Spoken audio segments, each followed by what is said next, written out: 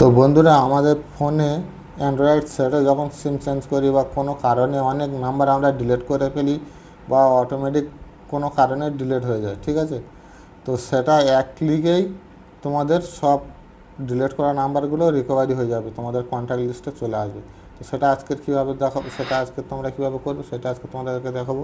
তো যারা আমার চ্যানেলে নতুন অবশ্যই সাবস্ক্রাইব করে পাশে থাকো। তো চলো শুরু করি।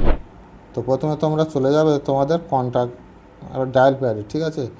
যাওয়ার পর এখানে যে কন্ট্যাক্ট বলে যে অপশানটা রয়েছে, এই যে কন্ট্যাক্ট বলে অপশান রয়েছে, ওখানে তোমরা প্রেস করে দেবে। প্রেস করার পর এখানে ডান সাইডে 3 ডট রয়েছে, 2 ডট রয়েছে, ঠিক আছে। তো ওখানে তোমরা প্রেস করে দেবে। ওখানে প্রেস করার পর এখানে দেখো কন্ট্যাক্ট সেটিং বলে অপশান রয়েছে, তো ওখানে তোমরা প্রেস করে দেবে। দেওয়ার পর এখানে নিচের দিকে চলে আসবে। চলে আসার পর এখানে দেখো রিসেন্টলি ডিলিট, ঠিক আছে।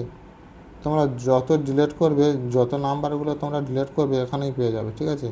তো রিসেন্টলি ডিলিটে তোমরা প্রেস করে দেবে। দেওয়ার পর যতগুলো নাম্বার থাকবে তোমরা এখানে এই যে টিক মার্ক রয়েছে ঘর, এখানে তোমরা প্রেস করে দেবে।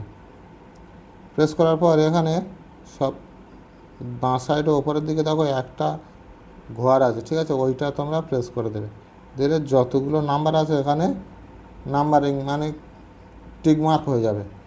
যাওয়ার পর এখানে নিচের দিকে দেখো রিস্টোর বলে অপশান রয়েছে, তো এখানে রিস্টোরে প্রেস করে দেবে। দিলে তোমাদের যত নাম্বার আছে সব তোমাদের কন্ট্যাক্টে সেভ হয়ে যাবে, যেমন ছিল তেমন হয়ে যাবে, যে ডিলিট করা নাম্বারগুলো।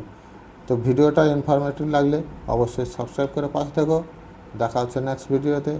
যারা আমার ফেসবুক থেকে দেখছো অবশ্যই ফলো করে পাশে থেকো।